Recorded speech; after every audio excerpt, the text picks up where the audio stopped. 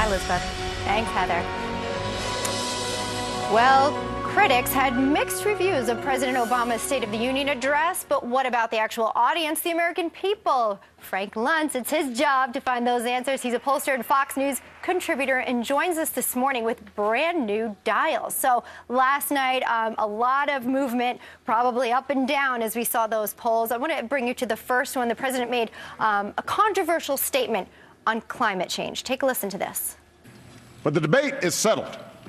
Climate change is a fact. And when our children's children look us in the eye and ask if we did all we could to leave them a safer, more stable world with new sources of energy, I want us to be able to say, yes, we did. Off the charts among Democrats, not so favorable among Republicans. If you voted for Mitt Romney, you don't believe that the science is settled. If you voted for Barack Obama, you do. This is one of those typical partisan issues where you stand depends on where you sit. Interesting. Let me ask you about another one. One of the most dramatic changes came when the president actually first mentioned health care, I believe about 40 minutes in. Take a listen. One last point on financial security. For decades, few things exposed hardworking families to economic hardship more than a broken health care system.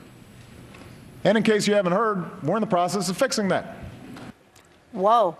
Now, if it just run a couple more seconds, you would have seen the collapse among Democrats and Republicans.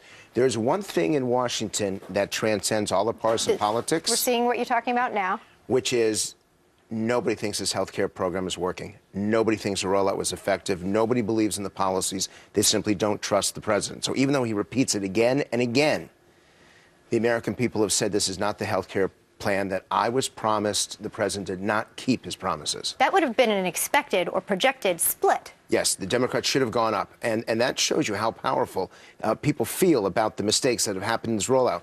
My surprise about the whole speech is that Democrats didn't like it as much as I would have expected, and Republicans didn't hate it as much as I would have expected. It was somewhere in the middle for everybody. Okay, so perhaps a win then when it comes to the overall outcome.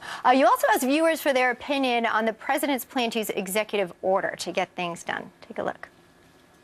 America does not stand still, and neither will I. So wherever and whenever I can take steps without legislation to expand opportunity for more American families, that's what I'm going to do.